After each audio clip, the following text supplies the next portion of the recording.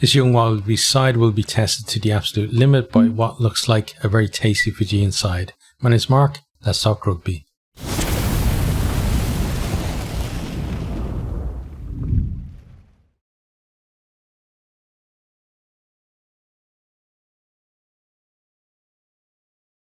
Australia versus Fiji is at the Stade Geoffrey Gouchard in St. Etienne. It's on Sunday, 17th of September. Kickoff is 4:45 BST. This is world number 7 versus world number 9. So the Wallabies, that win against Georgia and then Fiji's defeat against Wales means that the Wallabies climbed up above Fiji as Fiji dropped down to 9th. We're going to have a look at the two teams, starting with the Wallabies. So front row, Angus Bell, Dave Porecki and James Slipper.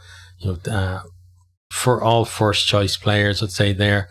And, they're a big part in why Australia at the moment has probably one of the best scrums in the world.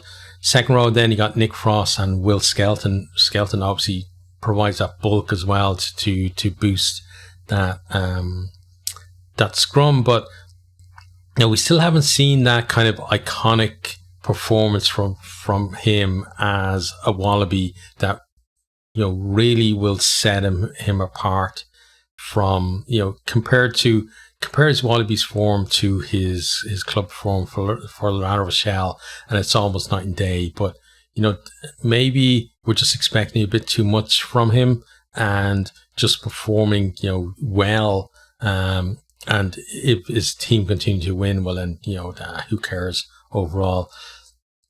Into the back row, then you got Tom Hooper, Fraser McWright, and Rob Valentini. So still really strange seeing Michael Hooper there at 7. But, McWright has done okay. But it's almost unfair to compare the two, a player who was, especially when you think that Michael Hooper came in around the time when Pocock was there as well. So he wasn't even, he had to I know Pocock went off and did his own thing, but still, he had great competition to get in the team himself. But, it's just hard now. McWright, maybe he is going to build his own legacy, and maybe this World Cup is going to be part of that. But I think at the moment, the heavy lifting in that back row in terms of just bring that experience, of kind of handling situations, stuff like that, is going to fall on Valentini's shoulder, I think. Then halfbacks, then you got Nick White and Carter Gordon. So, Gordon, he's still kind of learning on the job at test level, and we will see some great things from him and maybe a few mistakes, but that's kind of, I think, normal. Like, he knows he has Eddie's backing, and I think that makes a big difference there.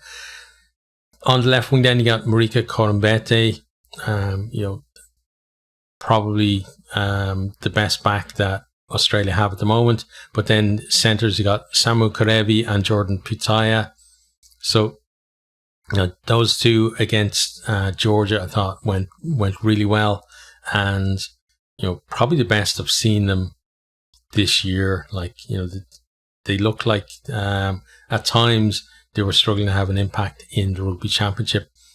Right wing, then got Mark Nwakanitawase. So now he's always had that ability in the air to just hang there when he goes up for high balls that quality players that compete in the air have, and that's a big plus for them. Like that, if he's under a high ball, it doesn't, whether it's the likes of Keenan or Freddie Stewart or whatever, you're probably still going to back him to be the one that's going to win the ball because he's that good in the air. But we've seen him as well be more of a threat with ball in hand. We've seen him popping up more in coming looking for work inside as well, and not just kind of hanging out on his wing.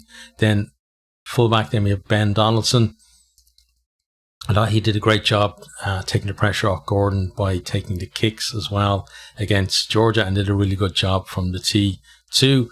In an ideal world, if Kellaway was available, you'd probably still start Kellaway though at fullback.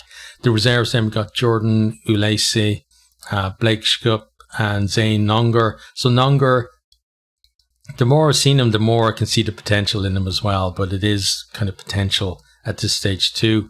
But he's still going to have impact from the bench, I think. You've got Richie Arnold, Rob Leota, Isaac Fines, Lele Wasa, Lalakai Foketi, and Suolesi Vunivalu. So Vunivalu is another one who I think the more we're watching, the more we've seen him improving, because, you know, when he was picked during the Rugby Championship, I couldn't understand why, because he looked very poor on the wing, but he's getting better, you know, with time. So maybe he just needs to adjust to test level. You know, he's convert from rugby league from a few seasons ago and didn't really have, you know, the impact. They paid a lot of money to bring him over the ARU, but now maybe they will get some return on their money.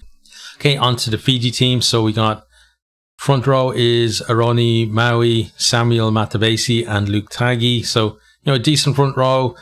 Probably struggle at scrum time against the Wallabies, but I think most scrums are going to struggle against the Wallabies anyway.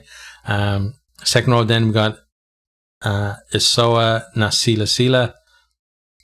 Then we have Te Ahiwaru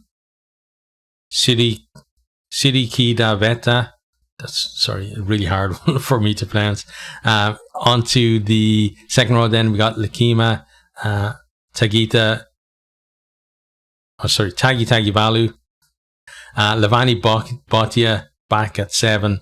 You know, he put in, I would say, probably for like La Rochelle, was it in the quarterfinal? I think it was a quarterfinal of the Heineken Cup.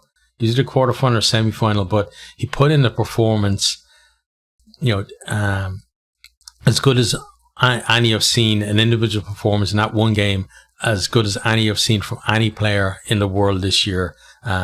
He was just absolutely outstanding. He's such a great threat at the breakdown as well, and just has, you know, decent runner as well, and always looking for that offload. And beside him, he's got Bill Mata. You know, Mata had a great season as well in the URC, just great impact on his carries.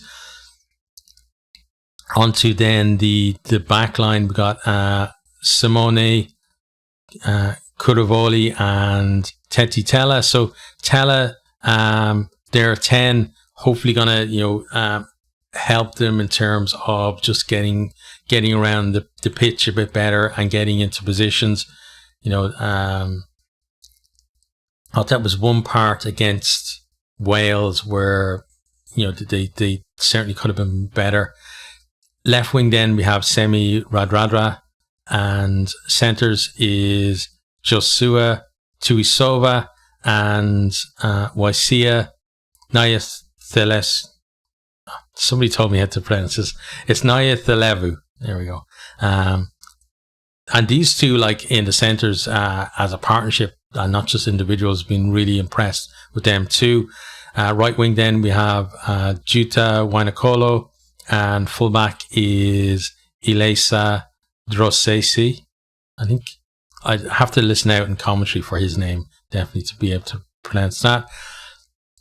Onto the bench, then we have Tavita Ikanavere, got Penny Ravi, and Masake Doge. So, you know, although the replacements, you know, a couple of young replacements for Australia, although they have potential, I think maybe when we change the front rows, Fiji might feel like that they have a bit more parity in the scrum, but you're gonna have to see how it actually works out. We then have Timu Mayana Vanua and Albert Tuisui, Frank Lomani, Vilmoni Botitu, and Vinaya Habosi.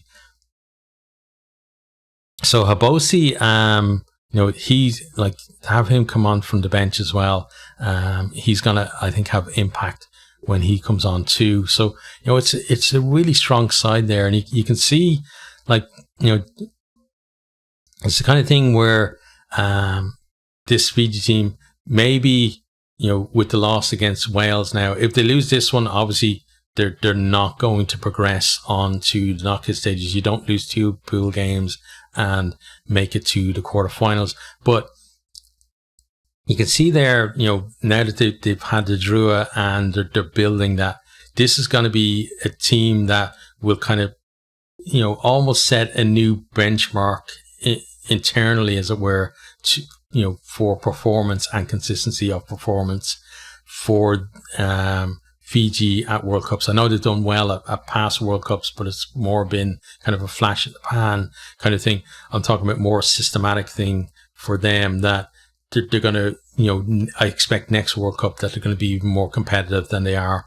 in this one. But, they still have a chance to win this one. And in terms of the overall game, Fiji definitely going to give Australia a tough game. But I think, Australia, I think if this was played first up, I would be backing Fiji for it, because Australia, they had a run of poor results and some okay performances, but even in the games where they were okay, it was in patches rather than a full 80-minute performance. But that performance against Georgia, I think kind of showed that the team was coming together. And then Fiji's performance against Wales, although it was a good performance, they showed like a kind of lacking a little bit of nous in terms of being able to actually get the job done and get the win when it really counted there at the end. And as well, like some parts in the game kind of making it maybe a little bit more difficult for themselves than they could have. But with all of those factors taken into account, I think Australia are going to win this one, but Fiji are really going to make them work for it.